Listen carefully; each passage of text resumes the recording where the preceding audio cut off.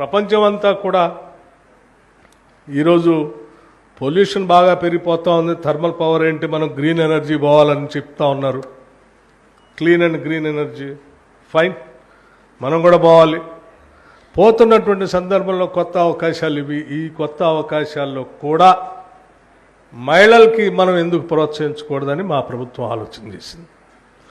అందులోంచి వచ్చిందే solar power ప్రాజెక్ట్స్ని మామూలు పారిశ్రామికవేత్తలందరికీ అదాని లాంటి వాళ్ళు, అంబానీ లాంటి వాళ్ళకి ఇవ్వటం ఎందుకు, మన మహాలక్ష్మిలు కూడా మన రాష్ట్రంలో చాలామంది ఉన్నారు, వాళ్ళకి ఎందుకు ఇవ్వకూడదని చెప్పేసి మేము ఆలోచన చేసి ఒక ఎంఓయూ చేశాం. 1000 మెగావాట్ల పవర్ సంబంధించినటువంటి ఎంఓయూని ఎనర్జీ డిపార్ట్మెంట్ నుంచి సెల్ఫ్ హెల్ప్ గ్రూప్స్కి సంబంధించి ఒక ఎంఓయూ చేసి ఈరోజు ముందుకు పోతా ఉన్నాం. సో మీరు సక్సెస్ఫుల్గా ఈ 1000 మెగావాట్స్ పవర్ని, సోలార్ పవర్ ప్రాజెక్ట్స్ని అంటే చాలా సింప్లిఫై చేశాం. ఎనర్జీ డిపార్ట్మెంట్ టెండర్స్ పిలుస్తుంది, బ్యాంక్స్ నుంచి లోన్ ఇప్పిస్తాం, మీరు పరిశ్రమ పెడతారు, పరిశ్రమ నుంచి ఉత్పత్తి అయ్యే పవర్ని మళ్ళీ గ్రిడ్ కనెక్ట్ చేస్తాం గవర్నమెంట్కి. గవర్నమెంట్ ఎవ్రీ మంత్ మీకు బిల్ ఇస్తూ ఉంటుంది. సో పరిశ్రమను పెట్టించేదే గవర్నమెంటే, కొనుగోలు చేసేది గవర్నమెంటే, బిల్ ఇచ్చేది కూడా గవర్నమెంటే. ఈ కార్యక్రమాన్ని చేసి సింప్లిఫై చేసి మీకు ఒక మంచి బిజినెస్ని మీకు అందించిపోతాము.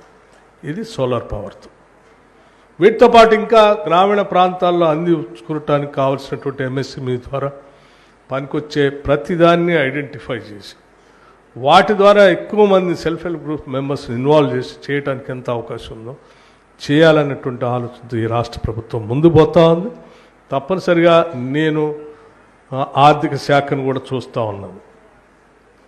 సో మా ముఖ్యమంత్రి రేవంత్ రెడ్డి గారు కానీ, మా పరిశ్రమల మంత్రి శ్రీధర్ బాబు గారు కానీ, లేకపోతే యావత్ మంత్రిమండలి మొత్తం కూడా సింగిల్ ఫోకస్తో ఈరోజు వెళ్తా ఉన్నాం. మా ఫోకస్ అంతా ఈ రాష్ట్రంలో సగ జనాభా ఉన్న మహిళలందరినీ, తల్లుల్ని, సోదరిమణులందరినీ కూడా మహాలక్ష్మిలాగా చేయటం, మిమ్మల్ని ఆర్థికంగా సాధికారిగా నిలబెట్టుకునేటట్టు చేయటం, తద్వారా కుటుంబం ఆర్థికంగా నిలదొక్కుని కుటుంబం ద్వారా గ్రామం, గ్రామం ద్వారా రాష్ట్రం, రాష్ట్రం ద్వారా దేశానికి తెలంగాణ మహిళలు ఒక ఇన్స్పిరేషన్గా ఉండేటట్టుగా కార్యక్రమాన్ని తీసుకొని ముందుకు పోతున్నాం. ఈ పోయే కార్యక్రమంలో తప్పనిసరిగా మేము విజయం సాధిస్తామనే ప్రగాఢమైన నమ్మకం మాకుంది.